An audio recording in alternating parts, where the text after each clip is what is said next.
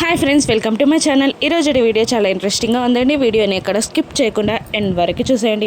అమర్ రూమ్లోకి రావడంతో గోరా పక్కకి తప్పుకుంటాడు. గోరా రూమ్లోనే ఉండడంతో మను అమర్ని చూస్తూ చాలా టెన్షన్ పడిపోతూ ఉంటుంది. అది గమనించిన అమర్, ఏంటి మనోహరి అంతలా టెన్షన్ పడుతున్నావు, ఏమైంది అని అడుగుతుండగా, అటువంటిదేం లేదమ్మర్, టెన్షన్ పడట్లేదు, నార్మల్గానే ఉన్నాను అని అంటూ ఉంటుంది మనోహరి. ఇక అమర్ మాత్రం, ఏంటి అంతలా చెమటలు వస్తున్నాయి, కంగారు పడుతున్నట్టు అనిపిస్తుంది, ఏం లేదని అబద్ధం ఎందుకు చెప్తున్నావు అని అమర్ అంటూ ఉంటాడు. అటువంటిదేం లేదమర్, బానే ఉన్నాను, ఏదైనా విషయమా చెప్పు అని మను అడుగుతూ ఉంటుంది. ఇక మనం పోలీస్ స్టేషన్కి వెళ్ళాలి, ఆ రోజు ఆయన్ని కలుద్దాం అనుకున్నాం కదా, కానీ కలవలేకపోయాం కదా, ఈరోజు కలవాలి, వెళ్దాం అని అమర్ అంటూ ఉంటాడు. ఈరోజా మళ్ళీ వెళ్ళాలా అని అడుగుతూ ఉంటుంది మను. అవును, ఆ రోజు కలవలేదు కాబట్టి ఈరోజు కంపల్సరీగా వెళ్ళాలి, నా ప్రశ్నలకి కంపల్సరీగా సమాధానాలు కావాలి అని అమర్ అంటుంటాడు. ఇక అది కాదమర్, ఈరోజు నా హెల్త్ బాగాలేదు, ఈ రోజంతా రెస్ట్ తీసుకుంటేనే తప్ప నేను నార్మల్ అవ్వలేనని నాకు అనిపిస్తుంది, ఈరోజు వద్దమర్ అని అంటుండగా, ఇక అమర్ సరే నీకు హెల్త్ సెట్ అయ్యాకే వెళ్దాం అని అంటూ అమర్ తిరిగి వెళ్ళబోతూ ఉండగా, ఇక మళ్ళీ అమర్ గోరాని చూసేస్తాడేమో అని, అది కాదమర్ అని అంటూ అమర్కి గోరాకి మధ్యలో అడ్డుగా నిలబడుతుంది మనోహరి. ఇంకా ఇలా అంటుంటుంది, అది కాదమర్, నా హెల్త్ సెట్ అయ్యాక నేనే కాల్ చేస్తాను, అప్పుడు వెళ్దాం అని అంటూ ఉంటుంది మను. ఇక సరే అని అంటూ అమర్ అక్కడి నుండి వెళ్ళిపోతాడు. ఇక కాస్త ఊపిరి పీల్చుకొని మళ్ళీ గోరాతో మాట్లాడుతూ ఉంటుంది. ఇక ఇలా అంటూ ఉంటుంది మను, ఈసారి నేను 6 అస్థికలని తీసుకొస్తాను, ఇక దాంతో దాని పీడ నాకు వదిలిపోతుంది, మళ్ళీ ఒకసారి చావడానికి రెడీగా ఉండే 6 అని మనోహరి వెకిలిగా నవ్వుతూ ఉంటుంది. ఇక గోరా కూడా మను మాటలు విని వెకిలిగా నవ్వుతూ ఉంటాడు. ఇక రాథోడ్ అమర్ ఇద్దరు ఆఫీస్కి వెళ్ళడానికి రెడీ అవుతూ ఉంటారు. ఇక రాథోడ్ కార్ తీయడానికి బయటికి వెళ్తూ ఉండగా, ఇక బాగి ఒక లంచ్ బాస్కెట్ని తీసుకెళ్ళి రాథోడ్కి ఇస్తూ ఉంటుంది. ఏంటిది అని రాథోడ్ అడుగుతుండగా, లంచ్ అని అంటూ ఉంటుంది బాగి. నీకు నిజంగా బుర్రలేదు మిస్ అమ్మ అని అంటుండగా, అయ్యో ఎందుకలా అంటున్నావు అని అనేస్తుంది బాగి. మరేంటి, ఇది నా కోసం తీసుకొచ్చావా, కాదు కదా, మరి నాకెందుకు ఇస్తున్నావు అని అంటుంటాడు రాథోడ్.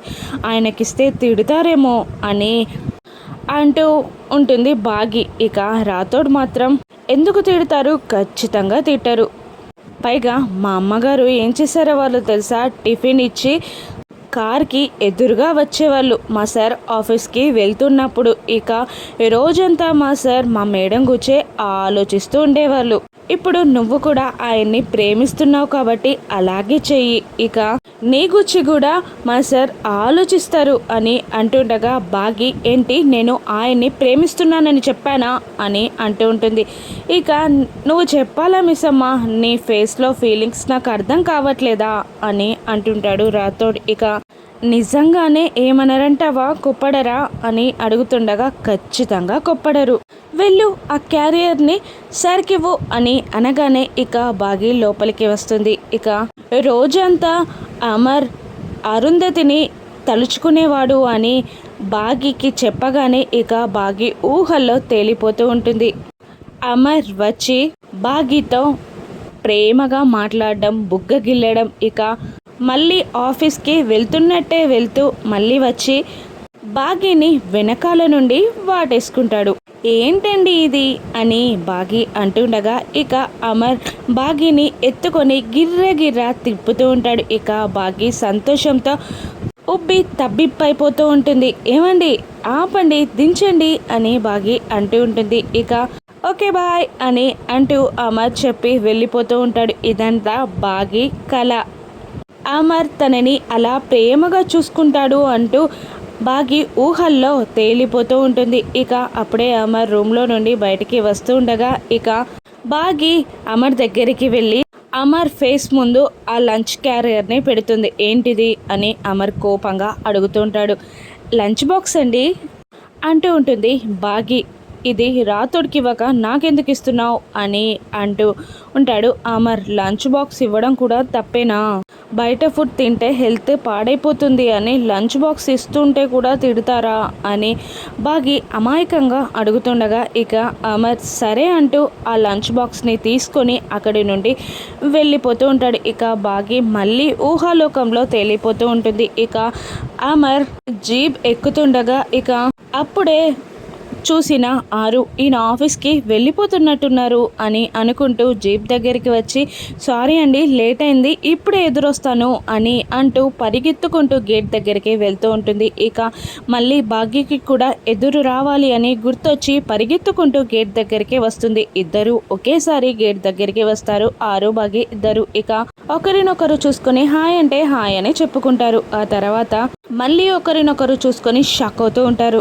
ఇక ఆరు నువ్వేంటి మిస్ అమ్మ ఇక్కడ అని అడుగుతుండగా నువ్వేంటక్క ఇక్కడ అని బాగి అడుగుతూ ఉంటుంది. ఇక ఇద్దరు ఒకేసారి మా ఆయనకి ఎదురు వచ్చాను అని అనేస్తారు. ఇక ఇద్దరు ఒకరినొకరు చూసుకుంటూ షాక్ అవుతూ ఉంటారు. ఇంకా బాగి ఏంటక్క మా ఆయన్ని పట్టుకొని మీ ఆయన అంటున్నావు అని బాగి అడుగుతుండగా లేదు లేదు మీ ఆయనే నాకెదురొచ్చాడని చెప్తున్నాను అని అంటూ మాట మారుస్తూ ఉంటుంది. ఆరు ఇక ఇదేంటి కొత్తగా నువ్వు ఎదురు రావడం ఏంటి అని ఆరు మళ్ళీ బాగిని అడుగుతుండగా ఇక బాగి ఇలా అంటుంటుంది ఏం లేదక్క మా అక్కగారు కూడా మా ఆయనకి ఇలాగే ఎదురొచ్చేవారంట అప్పుడు రోజంతా ఆయన్ని మా ఆయన తలుచుకునేవారంట అని చెప్తూ ఉంటుంది సిగ్గుపడుతూ. ఇక ఇంత వాల్యుబుల్ ఇన్ఫర్మేషన్ ఎవరు చెప్పారు నీకు అని అడుగుతూ ఉంటుంది ఆరు. ఇంకెవరు రాతోడక్క అని చెప్తూ ఉంటుంది బాగి. ఇక రాతోడు అని పనులు నూరుతూ ఉంటుంది ఆరు. ఇక మళ్ళీ మళ్ళీ మా ఆయన అన్న మాట నేను వినలేకపోతున్నాను అని ఆరు మనసులో చాలా ఇబ్బంది పడుతూ ఉంటుంది, కుళ్ళుకుంటూ ఉంటుంది. ఇక ఆరు అలా తిట్టుకోగానే రాతోడికి పొల మారుతూ ఉంటుంది. ఏంటి ఇంతలా ఎవరు తలుచుకుంటున్నారు అని రాతోడ్ అంటుండగా తలుచుకోవట్లేదు తిట్టుకుంటున్నట్టు ఉన్నారు. అయినా మిస్ అమ్మ అక్కడేం చేస్తుంది అని అడుగుతూ ఉంటాడు అమర్. మీకు ఎదురొస్తుంది సార్ అని అంటుంటే ఏంటి అని అమర్ షాక్ అవుతూ ఉంటాడు. అదే భార్య ప్రేమగా భర్త బయటికి వెళ్తున్నప్పుడు ఎదురొస్తారే చూడండి అలా అని అనగానే కోపంగా చూస్తుంటాడు అమర్.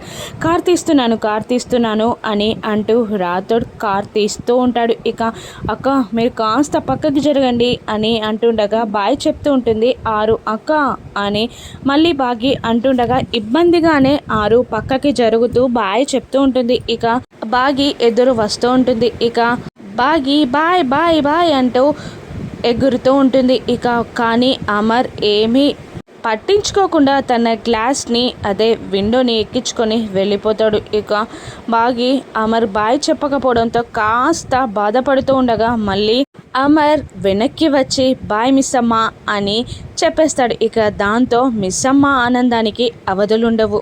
ఎగురుతూ గంతేస్తూ మా ఆయన నాకు బాయ్ చెప్పారు అని ఎగురుతూ ఉంటుంది. ఇక అక్కడ ఆరు దగ్గరికి వెళ్ళి ఎగురుతూనే అక్క మా ఆయన నాకు బాయ్ చెప్పారక్క అని అంటూ ఉంటుంది. అవునా సంతోషం అని కుళ్ళుకుంటూ ఉంటుంది ఆరు. అయినా మీరిద్దరు చాలా దూరం వెళ్ళినట్టున్నారు ముద్దులు ముచ్చట్లని ఏదో మాటలు వినిపిస్తున్నాయి అనగానే షాక్ అవుతుంటుంది బాగి.